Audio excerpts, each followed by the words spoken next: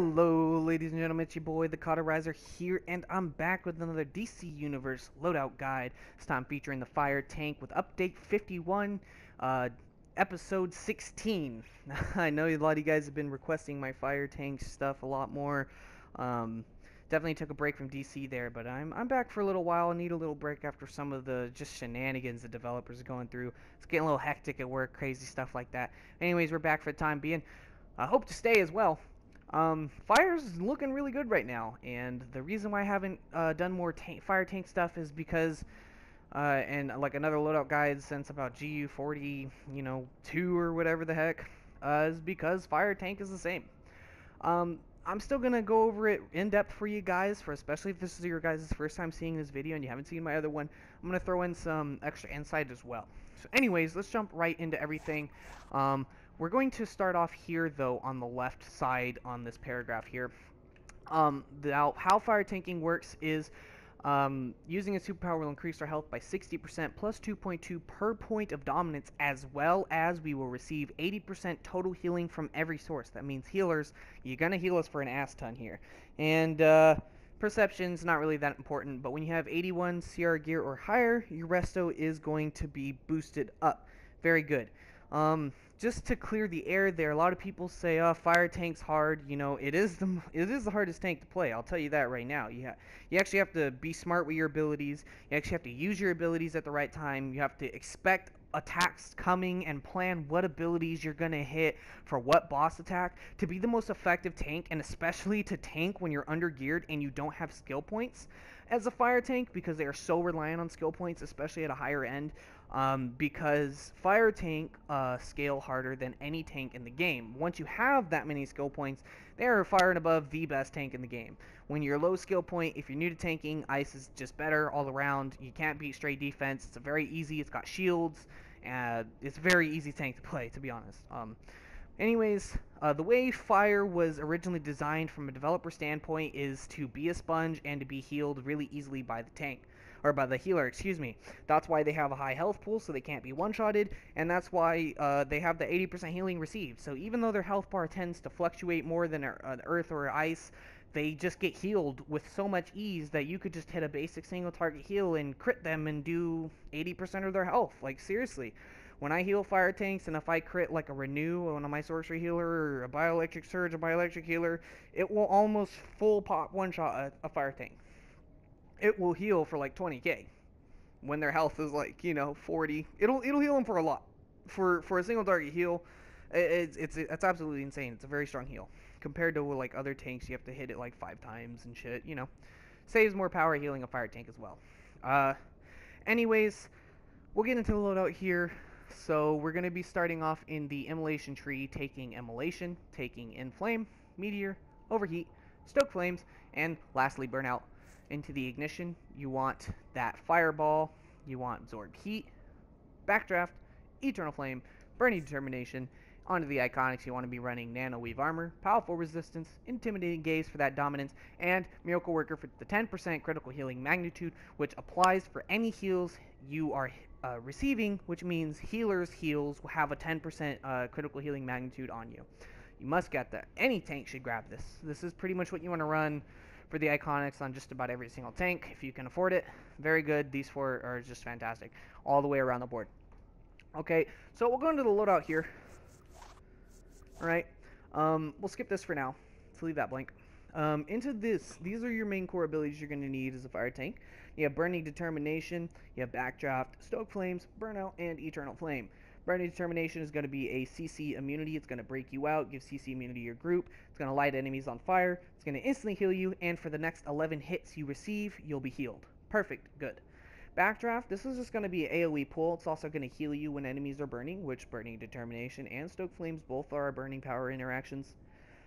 Which brings me on to Stoke Flames. Stoke Flames is going to be an instant heal and a heal over time. You don't have to get hit to receive the heal over time, unlike with Burning Determination, but it also heals you pretty significantly up front. And then Burnout, this is a good ability. It's your second control resistance. It's not gonna heal you as much as the other ones, but it's pretty much there for like, I save this one pretty much for like, oh shit, if I'm gonna die, I need to hit this now. If I don't have supercharge up, of course, that's what I hit that for. I'm more liberal with Burning Determination, Backdraft, and Stoke Flames, but I usually like to save Burnout for when I absolutely need it. Unless I'm just trying to out heal the healer, then I'll use it as soon as I take damage. you know, just depends. But again, it's going to give you immunity. It's also going to knock enemies away, so even though technically it's not a shield, it does give you about a 1 to 2 second buffer zone where you're not taking damage, except for, from bosses. You can't push bosses away.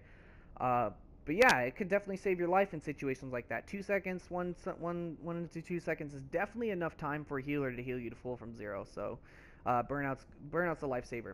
Now for this last slot, we have a couple options you can put. If, to be honest with you, you only need one pull. I mean, once you're good at positioning yourself and you're skilled enough tank, you only need backdraft. But however, in the event that you like a ranged pull because you're just not as skilled, or you just like the ranged pull, it's just your playstyle, whatever. You can take low pressure from skimming and flight. It's definitely really good, both of those. Other than that, if you're not flight or skimming, sucks for you. You're gonna have to get used to playing with backdraft, because I mean, you honestly don't need anything. It doesn't suck for you. To be honest, it's better for you if you're forcing yourself to run with backdraft, because you don't need any other thing but backdraft. You just have to get used to positioning your character, and once you get used to that, it's just gonna be second nature for you. But anyways, for this first slot, we can throw an inflame. This is gonna be a knock-up. More survivability. It's about a second or two you're not getting hit, just like same idea with burnout here. It's going to be lighting us on fire, so we're always going to be taking might, so even if we're blocking, we're pulling aggro, and it's 10% permanent control resistance when it's active, so just more of a chance to be immune to CC and stun and shit like that. Absorb Heat is another option you can run. If you are running Absorb Heat, make sure you have Empowered Channeling Hand mod, so you get that 15% defense and toughness boost, as well as that immunity to CC. This is just going to heal us. If you hit a weapon mastery and then absorb heat, it pretty much costs 0 power. So it's a free heal. You do have to be skilled with this. I'll get to that in a sec. Fireball, a very, very good ability. It's a taunt, just like Frost Snipe with Ice. Very good ability here. Single target if you need to just hold something like Superman or whatever. Even though right now they're kind of glitchy and they do what they want. Definitely good ability to be running here. Now onto Absorb Heat, which is what I like to run most of the time.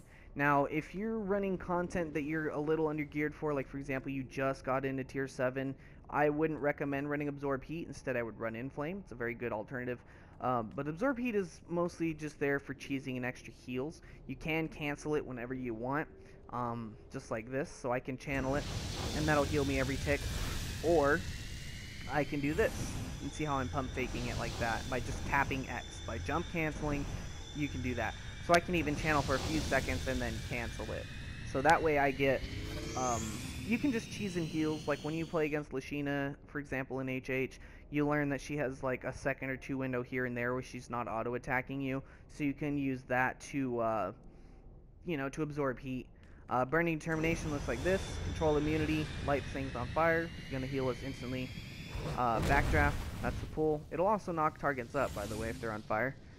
And if they're closer to you, so it helps CC. That's Stoke Flames, heal over time, and it's just an instant heal there, lights things on fire. And then you have Burnout, so it'll knock them away like that, give you CC immunity.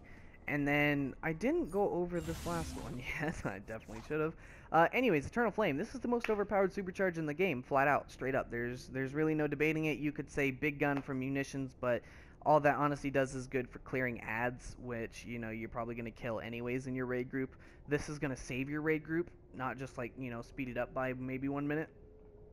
So yeah, Eternal Flame is definitely absolutely overpowered. It's the most overpowered supercharge in the game.